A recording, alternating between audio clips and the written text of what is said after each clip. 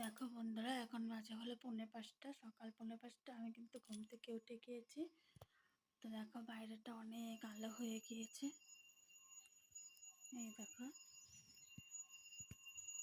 আর এই দেখো জামা কাপড় আছে, এই জামা কাপড়গুলো ধোবো। তো দেখো দেখো এখানেও জামা কাপড় জমানো আছে, এগুলো ধোবো। তো চলো আমি আগে ঘর ঝাড় দিয়ে, উঠান ঝাড়ু দিয়ে, মুখ টুক ধুয়ে স্নান করে আসি, তারপরে তোমাদের সাথে আবার দেখা হবে। তো ফ্রেন্ডস দেখো, এখন বাজে হলো 4:45। তো আমার স্নান টান কিন্তু হয়ে গিয়েছে। তো এখন চলো সিঁদুর পরে মাথা হাঁচিয়ে সব কিছু করে যাবো ঠাকুর ঘরে। ঠাকুর পুজো দিয়ে এসে তারপর রান্না বসাবো। আমি কিন্তু পুজো দিয়ে এসে রান্না বসিয়ে দিয়েছি। দেখো আমার ডাল ছিটি হয়ে গিয়েছে, ডাল সোমবার দিব। আর এখানে ভাতও বসিয়ে দিয়েছি, ভাতও হয়ে যাবে। আর আজকে করবো হলো ঝিকা আলুর চচ্চড়ি। তো চলো দেখাই তোমাদের। আমার পুজো দেওয়া হয়ে গিয়েছে, দেখো জামা কাপড়ও কাঁচা হয়ে গিয়েছে।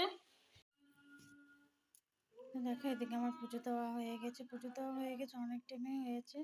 ভাতটা নামিয়ে নিয়েছে, বজরংবলীকে দেওয়া হয়নি, বজরংবলীকে দেবো আর বাবা স্নান করে। তো ফ্রেন্ডস এখন দুপুর হয়ে গিয়েছে। তো দেখো আমরা খেতে বসে গিয়েছি।